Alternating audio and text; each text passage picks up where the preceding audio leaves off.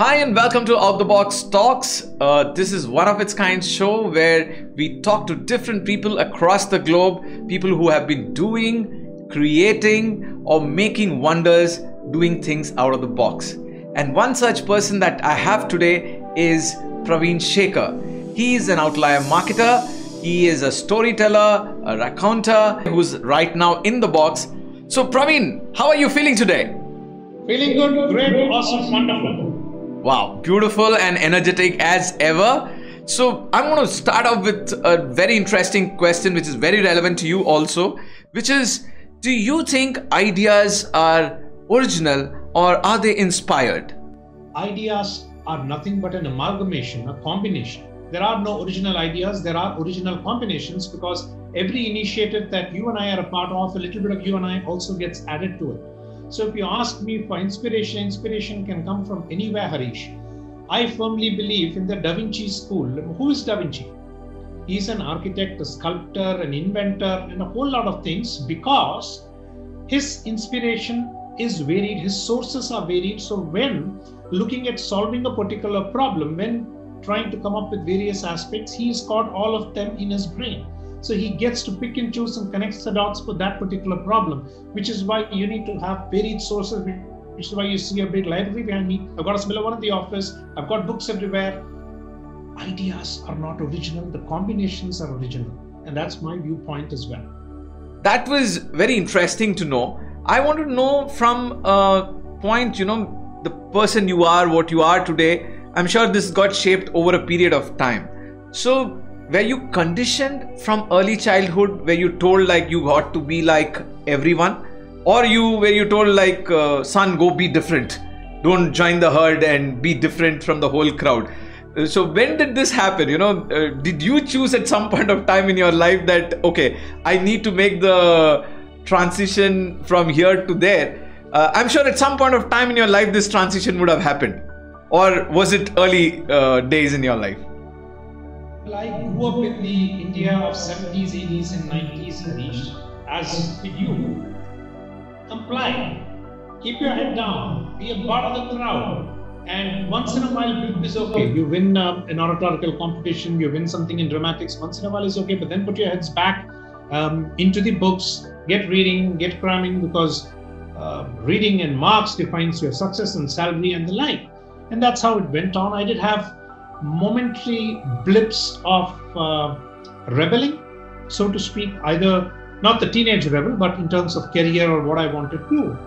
But as I said, it kind of, you continue to get shaped consciously or otherwise. My turning point, the point of inflection, came in 2008-9 when I took on a coach. I was already a CEO of a fairly mid-sized company at that point. She, along with my wife, came around to play a significant part in identifying who am I, and to show one finger to the 4x4, the four people talk, the other people's opinions that we always get caught down or bowed down due to. And so to me, that was the inflection point. All of us do have our moments of rebelliousness where we showcase, assert who we are. But at some point after inflection, you know who you are, and it's all about showing to the world who you are exactly. So if you ask me, Harish, there are these moments that come in every person's life, but when you have the right mentor, the right coach and the right environment, you've got to just grab it and make use of it. And that's exactly what I did. I, of course, have to give due credit to a couple of my MBA professors at IIM Indore, Professor Ashish Saad and Professor Tapan Panda, because right in the first year they said, hey, you are a marketing guy. You are different. The way you do is different. So go ahead, embrace marketing, embrace who you are, and go and assert that. So it's a combination that comes in. Looking back now, you tend to connect the dots. But since you're asking the question, those are significant points which transform a person, and it's up to you to grab it and take it through. I chose to do at that particular point. Pravin, at any point of time, did you feel that you were the chosen one, or you were like destined to do this, or were you caught up in some kind of imposter syndrome, where you think, I need to perfect this, or let me get to learn this better and then I'll give a shot at it? What has been your experience on those lines? and I'm going to quote Hanuman here. Hanuman is the Indian god, demigod, so if you will. But he did not know his own strength. He needed somebody from outside to recognize that, hey, this is your strength, this is what you can do, so go ahead and get it done. And to answer to your question, I had these people who could pull me up and set me on the path and keep kicking me and nudging me in the butt. And Harish, that is my biggest learning, to surround myself with positive people, with creative people who push themselves, but along with that, push me a little bit and where necessary, pull me through as well. So the transformation points are important. Did I realize? Yes, I realized, but then comes the imposter syndrome. By the time we break out of it, that moment is past.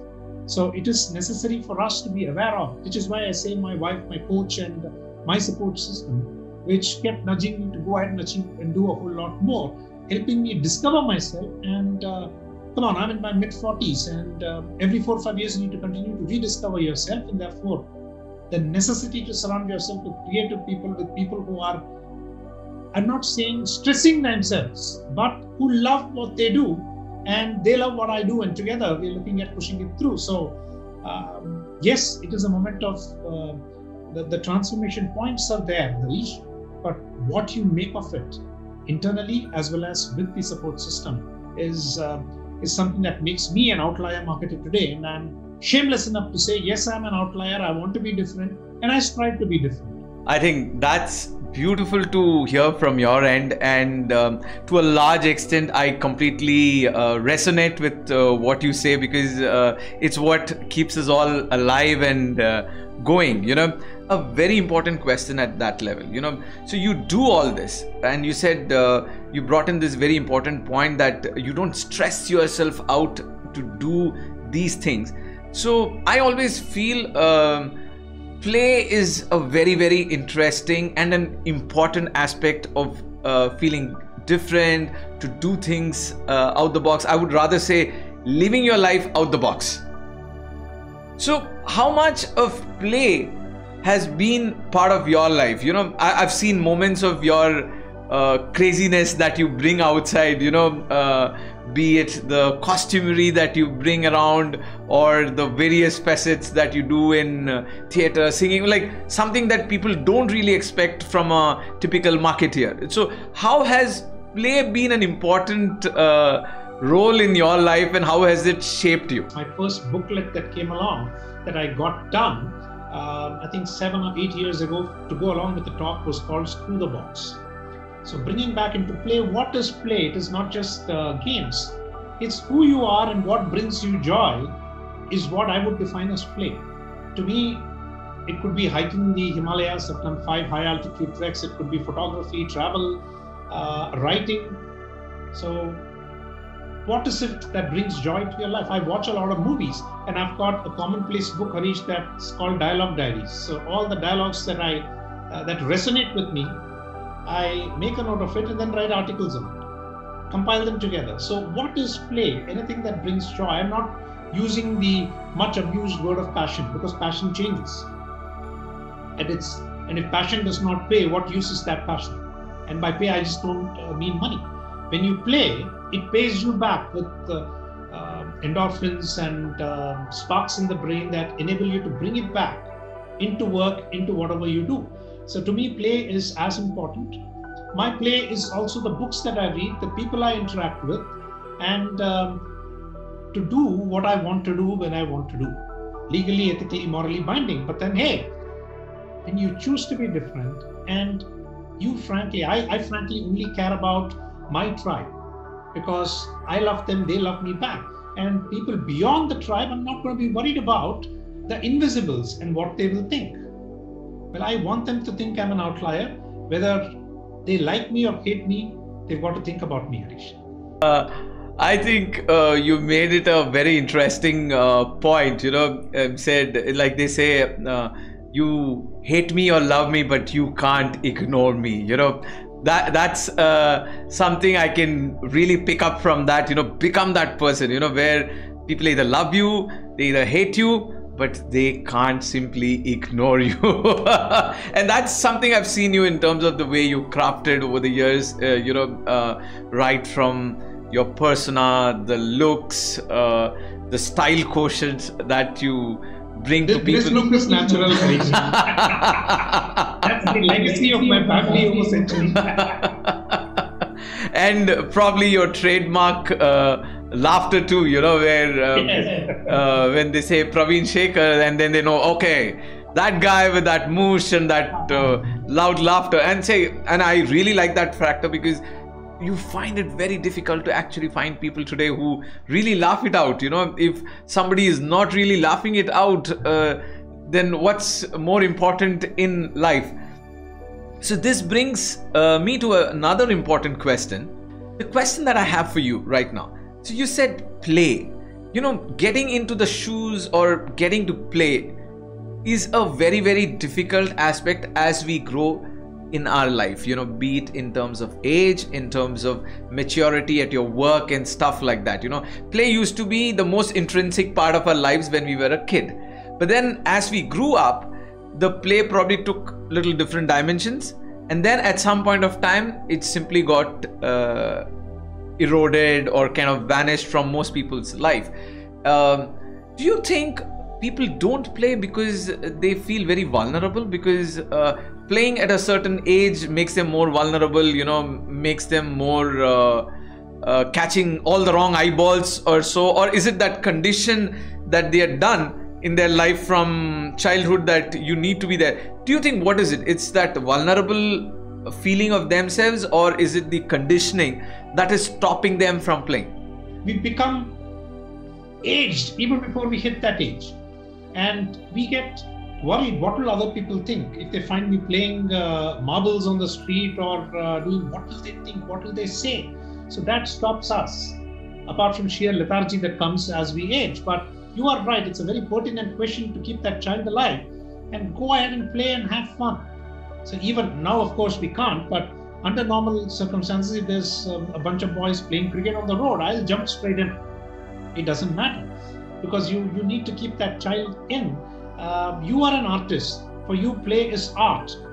For me, it is reading, writing, and speaking. So whatever we call play, the form changes, but the fun shouldn't. Oh, that's beautifully put, Pravin, because I know, like you said, we should have that energy and passion in us to play whenever there is an opportunity. Like you mentioned about the kids on the street, you see them, you play, or a foot tapping number being played somewhere in some shop or a store, and saying, yeah, swing yourself up, man. What's stopping us from doing all that? And I think that's the best part of life, to enjoy and relish these moments. Connecting this, so we've understood for a lot of people that play is so important in our lives, and probably play and vulnerability kind of goes hand in hand. So moment you kind of realize that you are being vulnerable is very important. And I also feel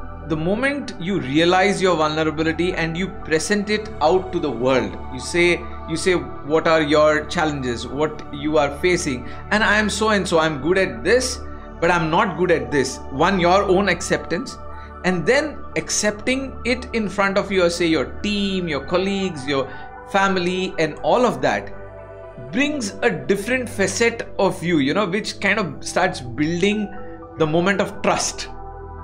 People start trusting you at that moment. So my question to you here is, has trust been built in your clients or within your family or teams when you presented your vulnerable side, and how open have you been about your vulnerable side to them? Wasn't at all. Bottle everything up, because when you show your vulnerability at that particular point, my thought process and the culture around, if you show your vulnerability, you are weak. And when you're weak, people will trample you through. So I used to bottle it up until my wife realized that was eating me inside. And she said she was egging me to go talk to my best friend. At that time, I had the coach, and that helped me open up. And once you start opening up, you realize I'm not the only one with these kind of problems. There are quite a few people who have it. But to me, when we spoke about transformation points, that was one of that I'm open to share about my failures. I'm happy to share about areas where I am weak. And till date, Harish, all the new people who are coming into my company or getting associated, the first task they need to do is interpret and write I don't know in as many ways in whichever format they want. Because there are a few things I know, there are a lot of things that I do not know. And when you accept that and you proclaim it that, hey, I don't know, then you are taking your ego and throwing it outside. So letting people know that, hey, I am an expert in an area, but that doesn't mean I know everything. I have made mistakes in the past, and my mistakes now are part of the books and writing that comes across, Harish, or professional speaking, because I know you are adept at showing your vulnerability, not for the sake of showing it, but to explain and underline that we are all human. We are not Superman or someone else there. So to me, these inflection points made me that much more open, which helps us remain in play. You spoke about play as in games. I'm speaking about play as in what's happening in our lives, in acting in a play, playing a drum, whichever way you look at. But when you show your vulnerability, you are forever a student. And that's my take about it, because anything new that you take on, you have to drop the old baggage, but you need to realize that it will take some time for you to be an expert, and the past vulnerability will make you understand it and communicate it that much more that, hey, I'm still a learner and I will forever be a learner, which means I will stumble and fall, but I will rise again. And to me, once you remove the cork off, whatever is bottled up comes out.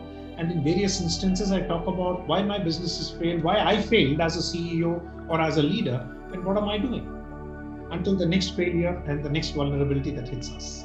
That's a beautiful realization, I must tell you, because people take years to realize this, and it's very important, because the day you say and accept your mistake, you're going to do wonders.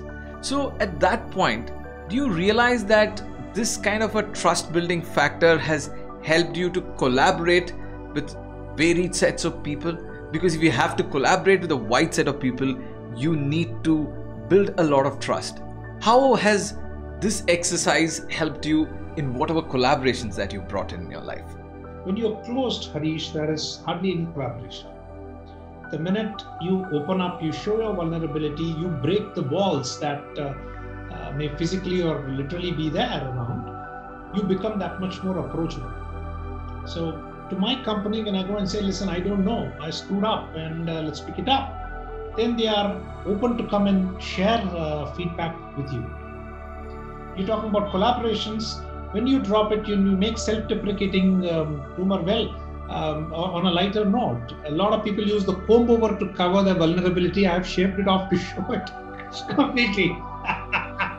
And when you have self-deprecating humor, a lot of people jump straight and saying, okay, this guy can take a joke.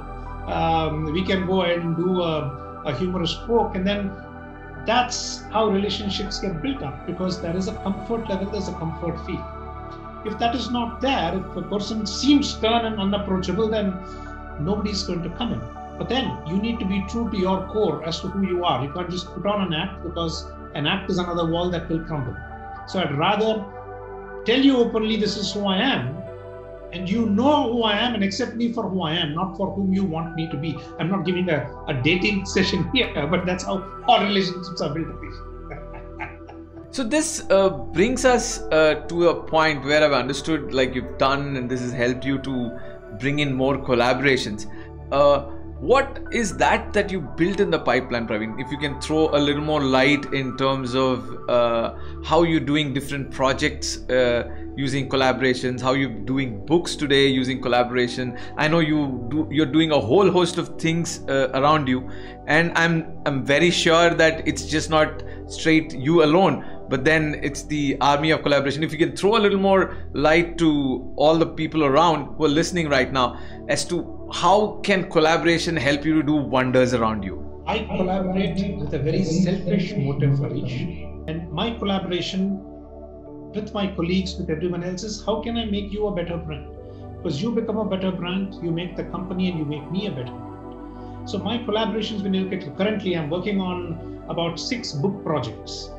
One a month for the next 4 to 6 months that's going to come out. And most of these books are collaboration with my designer, with my editor, and my co-authors.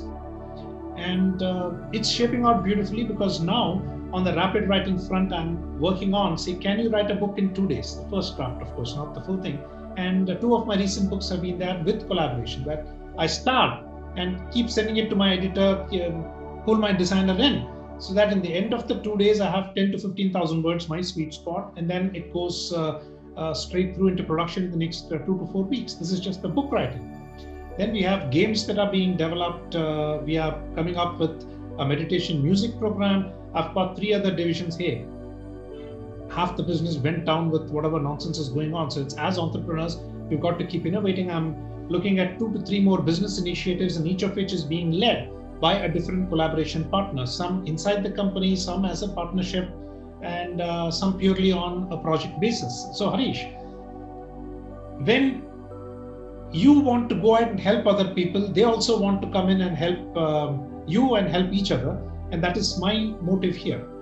What can we do to pull it through? Because I need, as I mentioned early on, I love creative people. I want them all around me, whether it is an artist, a designer, a writer, whoever you call it, as long as there is a figment of creativity. And I firmly believe every single one of us is creative until conditioned otherwise. And all through our life, we've been in this conditioning. So we just got to break through and come out. So that is my view about collaborations. You give more, you get more. When you contribute a lot more, it comes back manifold over to you. And I would quote Bob Berg here. He's written a series of books called The Go-Giver Advantage, saying go and give.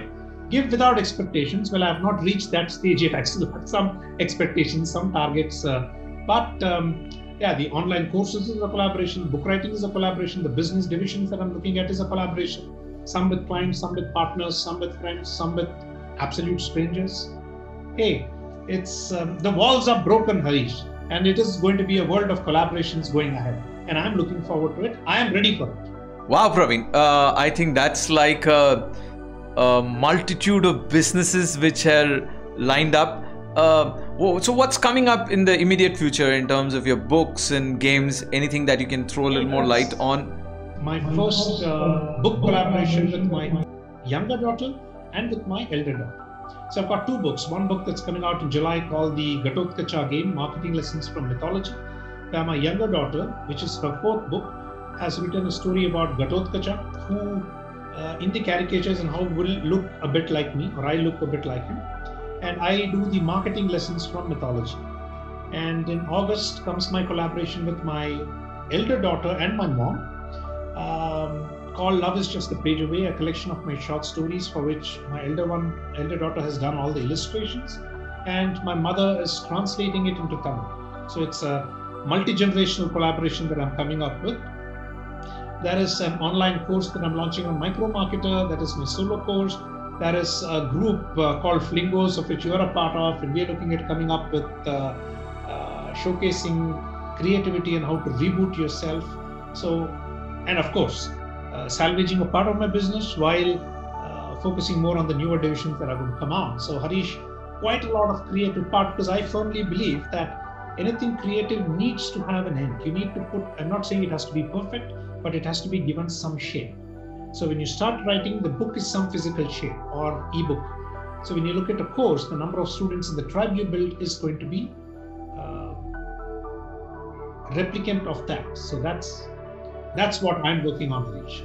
Wow, Pravin, I think you brought in a multitude of things for us today. And this brings me to this most important question that I always bring it towards the end. Is it like, are creative people happy people? And are they happy because of all these things that they do around? And do you think happiness is what we all strive for our lives? And do you think creativity is a means, or probably the only short means to attain that happiness? I will turn the whole thing around. Happy people are creative people.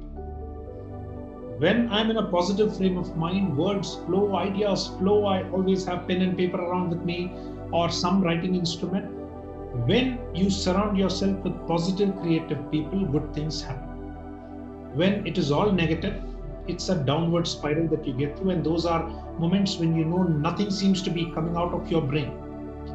You go for a jog, get that endorphin, talk to a good friend of yours, and then become happy. You will become creative. And that has been my motive. I know I'm going against the Bollywood trend that you need to have a love failure and hit the bottle and have a dog to get creative. That's just a stereotype. To me, if you are happy, your subconscious will be forever creative, urging you to do a whole lot of things. And I firmly concur to that all these inspirations reside in our subconscious. When we decide to write, it is just going to spew forth. Happy people are creative people. Surround yourself with positive, creative people and influences and inspirations. Oh, that's beautiful, Pravin, because I generally open my keynote talks with this question of asking whether are creative people happy people or happy people creative people, and I generally get down to this whole thought, yes, for sure, what you're talking is 100% true, because happy people tend to be creative and then they do that. I've also found an interesting analogy on the other side, in terms of creative people or happy people, because what has happened in the past, generally creative people have been assigned or been labeled as artistic people, and generally certain trends of artistic people not attaining their happiness has been attributed to creative people not being happy, but I would rather say that they were in their pursuit of happiness. It's just that they didn't find the right track or probably the right means to get where they wanted to, and had they been channelized or realized that gap, I think those creative people also would have been happy people in terms of their lives. So this kind of analogy holds true in both equations. What you said is 100% holds true, and I see the vice versa also can be true as well. So now I'm going to do something more important,